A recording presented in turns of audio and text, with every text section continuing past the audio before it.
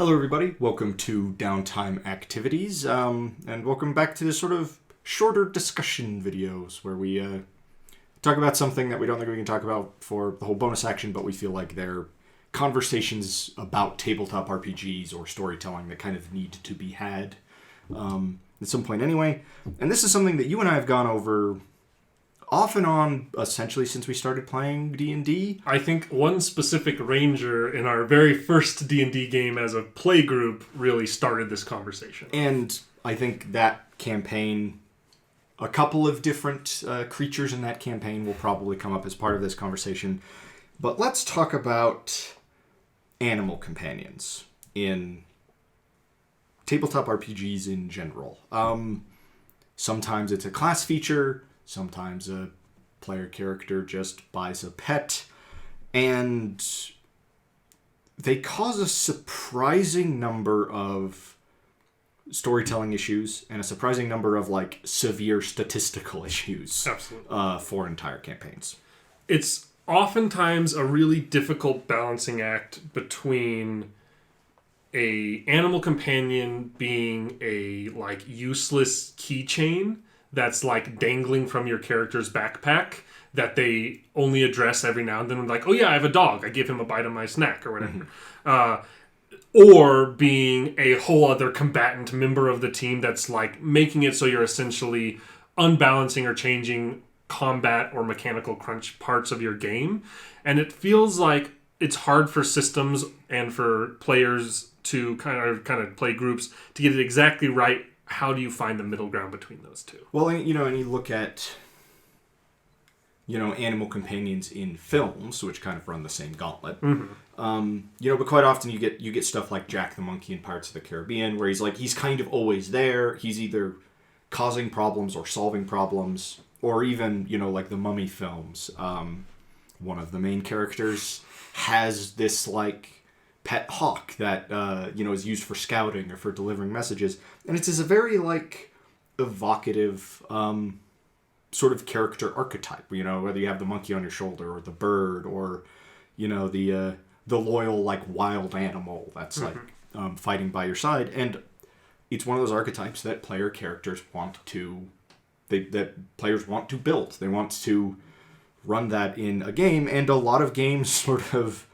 claim that that's something you can do, and sometimes they do it well and sometimes they don't. It's just a discussion that kind of needs to be addressed, I think. I think that the big thing that many RPG players' minds will jump to is a very divisive and oft-hated class, or at least archetype in 5th edition Dungeons & Dragons, which is the Beastmaster Ranger, because I think when 5th edition came out, everybody sat down with their play group and was like, let's play D&D. And one of them, probably somebody who really likes animals, was like, I want to play a ranger and I want to have a pet wolf. And that happened for a ton of people. And that wolf was pretty useless, or the player felt pretty useless mechanically. Mm-hmm. And they felt like they were weaker because of that choice they made. And I think that's kind of the big place that a lot of people's minds jump to with this. It is something that overall, specifically in that system, I think hasn't been done well. But without trying to rebuild a class or an archetype in a specific system here, how would you as a player or game master go about making animal companions matter, but not too much? I mean, I think part of this approach needs to come from the player side. I mean, you really need to decide what you're trying to get out of an animal companion. I think Beastmaster Ranger is fine if you aren't using your animal for combat. Mm-hmm. If you have an animal companion and you're just sort of treating it a little bit more like a familiar, you go with sort of the hawk route or the monkey route or something like that, and it's sort of just another minor character in the party that doesn't talk. It's stealing the keys from the guards, it's scouting out battlefields and stuff like that. But the problem is that in just sort of a raw statistical sense, puts you behind a lot of other sort of builds and play styles, even just in the sort of action economy, which is really where we're one of the big places that animal companions cause a huge problem.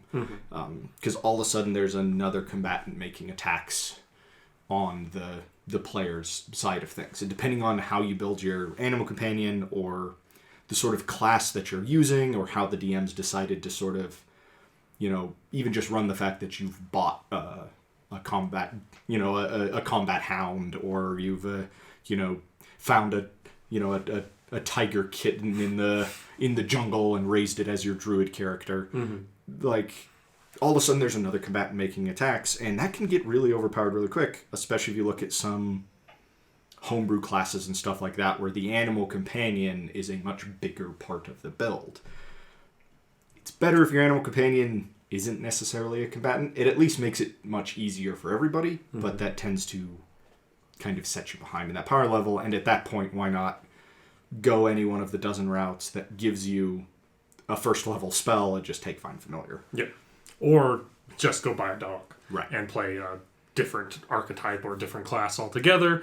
And that's kind of wherein lies the problem with that class specifically. I think that another big issue that DMs run into, in general with summons, familiars, animal companions, things along these lines, especially with animal companions, although typically with game systems they're able to be brought back or their spirit is able to be reborn and stuff, you don't want to just like kill your friend's pet all the time in combat. But at the same time, if the player is constantly using their pet or their animal companion, be it from a class or otherwise, in combat, they're free game and oftentimes weaker than the rest of the party. And so they have their pet their pet wolf that they've raised up and they want to fight by their side, but the first time they go up against something with an area of effect attack, that thing just drops, and it feels like it's an insignificant thing. And part of the problem is, even if you allow, and really you probably should, since it is now sort of a named character attached to the party, like allowing it to make death saves, whatever your sort of table rules are for taking enough damage to just outright die, a lot of animal companions have low enough hit points that, especially later in the game, that is really going to matter, and those rules are likely to trigger. You might allow this person's pet wolf to make death saves if it goes down, and you really probably should, but you get far enough into the game and it's not all that likely to have a chance to make those saves. I think the big thing is, in combat, animal companions are tricky. And I don't think either of us have a clean answer for how to fix that. Absolutely not. However, I think a really good piece of advice to give to anybody playing is, if you love animals and you want to have pets and you want to have that be something that matters, to focus away from that. And to switch your focus from, how do I get a wolf or a panther that attacks my enemies for me? Instead, what animals can I seek out as pets, and what are some cool uses that I can have intent, like you said, a plan with what I want them to do for me. A great example of this, though it got only a little bit of use, but very, very good use, in my opinion, as the person who ran the game. In our first campaign, there was a Beastmaster Ranger who had a pet boar, and then like 8 more pet boars because his boars kept dying, because that's the way that class worked. And most of the time, one shot. Most of the time, one shot, because they just didn't scale well with the rest of the stuff going on. But your character bought a raven, I believe, as kind of a messenger bird. You did other stuff. We don't need to talk about awakening its mind and having that be completely irrelevant because of me kind of being not thoughtful about it. Best 1,000 gold I ever spent. But prior to that, using it as like a messenger bird, and that was your intent from the beginning. And that's a really cool way to have like a trained bird of some sort or flying creature that can send messages back and forth for you, and not have to have a wizard or whatever who can cast sending or those kinds of things. And it sort of fits the rogue aesthetic. You know what I mean? It's we're sitting in the tavern that we've built, and this like hardened halfling rogue like assassin has this like pet raven, and he's kind of a second pair of eyes and stuff like that. Like it's a cool aesthetic, and it fits the character well, and it's something I want to do. But that bird was essentially a non-entity when it came to combat. So it's just like, we're not even considering the fact that he's here, because like he's going to be useless, and it just kind of complicates things anyway. And I do just overall think that tends to work better. I think another way to do it, if you want something to be in combat, the optional sidekick rule set is better, at least as far as like survivability and that like animal companion sort of being just a part of the team. That does create issues for your DM as far as balancing stuff goes, because now there's just sort of essentially another character in the party. But it's just kind of a cleaner way to do it. Or if you have a good DM who's willing to put the work in, the DM kind of building a custom stat block that kind of levels up along with the beast can work decently as well. Because, and just sort of treating it as another member of the team. But then that sort of complicates the issue of it, like either belonging to a certain party member or it sort of being part of certain party members' class features and stuff like that. That begins to like really wreak havoc with sort of the power level in weird ways. And I'm not necessarily a huge fan of like trying, too hard and too meticulously to like balance stuff out.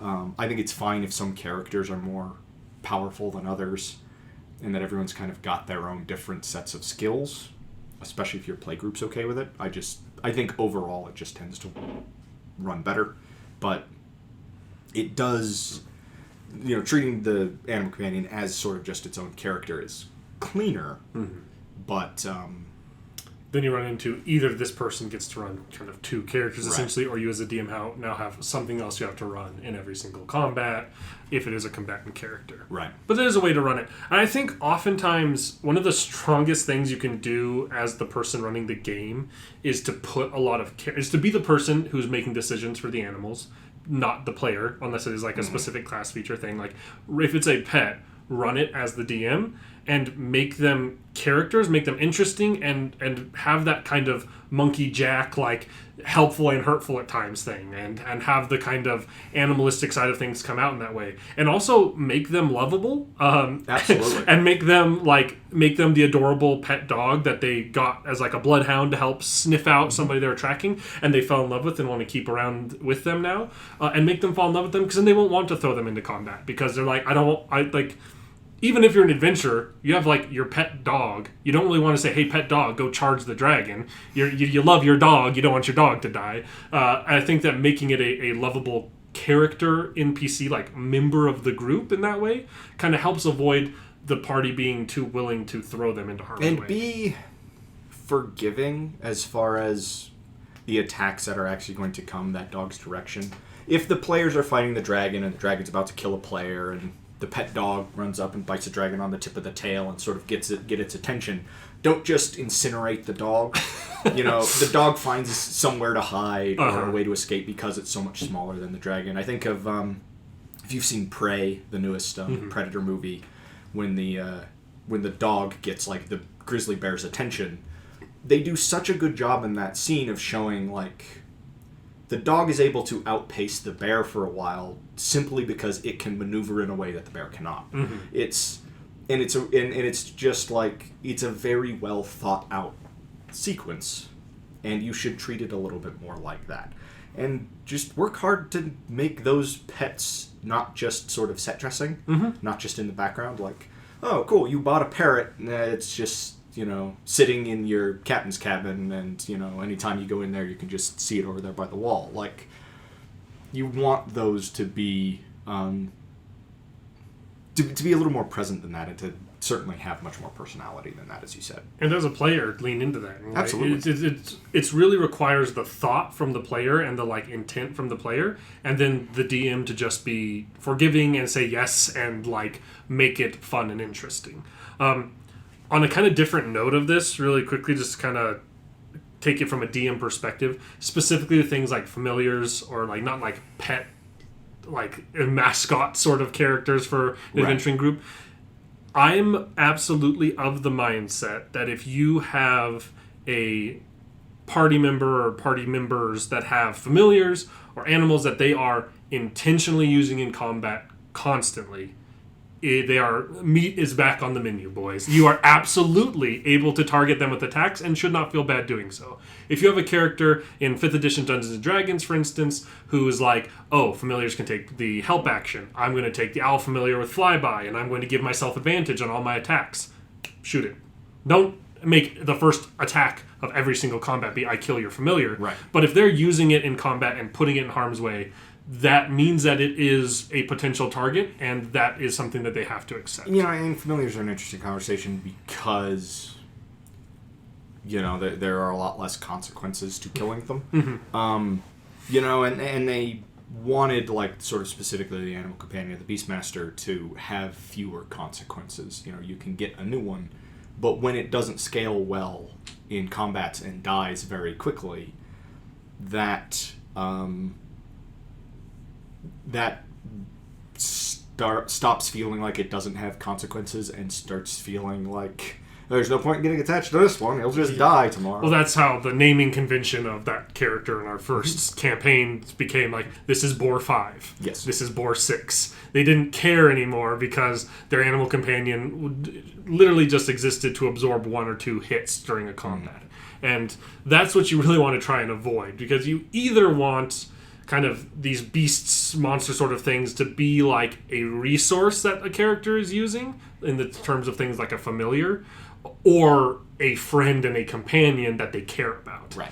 And if they're somewhere in between those two things where they don't really care about them, but they're also not being able to be fully used as a resource, there's something there in between, then it can make kind of jaded approach to that sort of a creature in your story. And as a player character, remember that it is entirely possible to get armor for animal companions.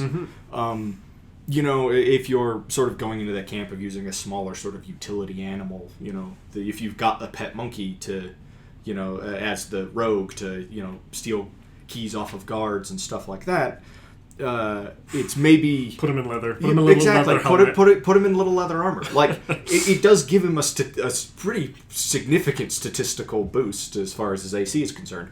But it also just makes him adorable. Absolutely. And you can put combat dogs in armor. You can put horses, or if you have the wolf, a wolf in armor is pretty cool. As well as work with your DM as far as seeking out magic items that are specific for those animal companions. Or as a DM, even if players don't sort of approach you with any of those concepts, throw some of that into loot. As sort of intending to be potentially a part of sort of that character's loot, perhaps. Hit their share, but you can do sort of enchanted collars, or you can do, enchanted armor or other magic items like that are specific for animals, because in a world where magic items exist, some wizard out there something is nice for their dog. Absolutely. some wizard out there is going to make an enchanted collar for their dog, and that can be items that player characters can get a hold of and can use later on. And it once again just sort of reinforces to the party that this is a valued member of the team, because now the game master is giving out loot specific for that animal companion. And remember, not all actions in combat are attack actions. And if you want to help make it easier for your DM to not feel like they need to be targeting your animal companion with attacks, make them do more utility in combat things. Things like trying to trip up your opponent. While you make the attack, your monkey is climbing along the side and trying to stealthily sneak the magic MacGuffin you were here in the first place for, without the evil sorcerer noticing you. Let them be an extension of the character in completing the tasks of the combat, but not always just standing next to them making an attack, and then you make your attack, and that being the way that you use them in combat. And as a game master, if the animal companion gets a hold of that magical MacGuffin, make interesting things happen. The monkey has stolen the One Ring, off of the pedestal, and now we can't find him. He stole off the pedestal. He's vanished. We've tried to get our animal companion monkey to steal the Ring of Invisibility for us. He did. Where'd he go? And somebody's loyal hound is running away with the wizard's staff. Thinking it's a game. Right, it's... Accidentally, with the Wand of Wonder, and accidentally casting something from it every other round. Exactly. You can inject a little bit of comedy and a little bit of fun into animal companions getting a hold of things that maybe they shouldn't. And animal companions can just, as the DM having some amount of control of them, can just really allow you to do fun storytelling stuff.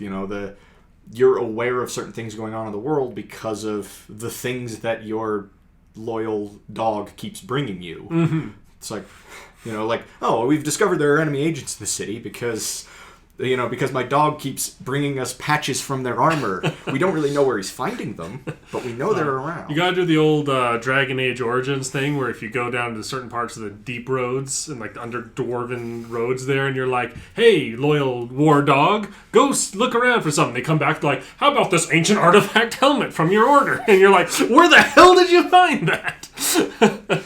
You don't need to go that far, but things like that could be super fun. Or if they do, like, make the animal companion, whatever it is, like, come back with something powerful or weird and, like, completely out of place, and all of a sudden it's like, how did this get here? Where did he find this? Find roll tables for loot, or roll off the trinkets list as far as, like, what animal companions bring back if you just send them out to look for stuff. And as far as like what you were mentioning earlier of like being useful in combat without just making attacks, the Savage World system is a little bit better for that overall, I think, of allowing the game master to sort of build a stat line and sort of edges and hindrances set up for an animal companion that is still sort of can be useful in combat but isn't like making attacks. And Savage World in particular gives the game master some really fun potential to make those animal companions have edges and have hindrances. There's an option in Deadlands to spend half as much money on a horse, but that horse just gets hindrances. Either has 2 minor or 1 major hindrances. And as soon as all of us found out that was an option when you were setting up what became our Devils of the West game, virtually all of us were like, yep, I want the cheap one. It's more interesting. I'd have paid double to have a more interesting horse. Like this is just better overall, which is how you end up with characters like Spanky, Grimes' horse, which is just this like notorious coward, and that floats all the way through the campaign. And even when it's an option, there's no possible way Grimes is getting rid of Spanky, because like that horse is a character in its own right, and that, I think, really carries a lot of weight.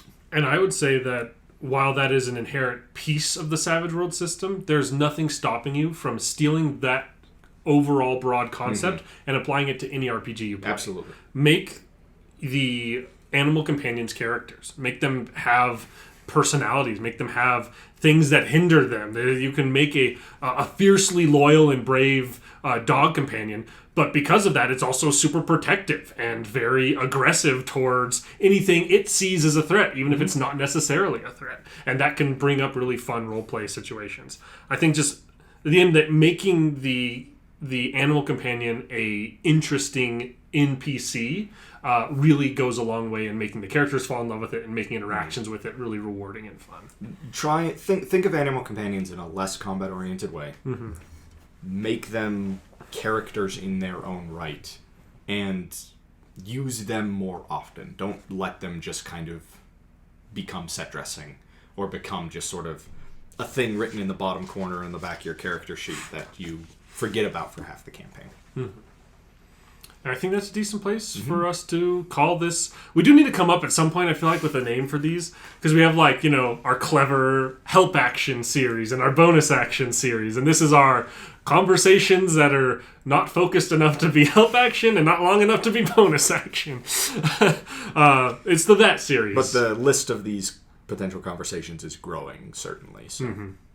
Eventually we'll come up with some really, really creative good name for it, I'm sure. Go back and rename every episode, probably. But thank you for watching and listening to this. Hope you found it interesting. Any other sort of advice or situations you run across where you've seen like an animal companion used really well? Opinions on animal companions. I'd rather not become a giant rant about why the Beastmaster Ranger sucks, because we all know that. But anything else, animal companion or kind of animal-focused, pet-related, please still comment down about that. If you're interested in more of this style content, like we were mentioning before, we do have kind of long-term conversation, podcast style, usually about an hour long in our bonus action series where we discuss RPG and storytelling related stuff, as well as the help action series, where it's more niche on a rule set and like going into detail and focus on that, as well as a ton of other nerd hobby stuff, gameplay, all that good stuff. So please check it out. Thank you all for watching. Now go forth slay dragons, sling spells, roll dice, and enjoy your downtime activities.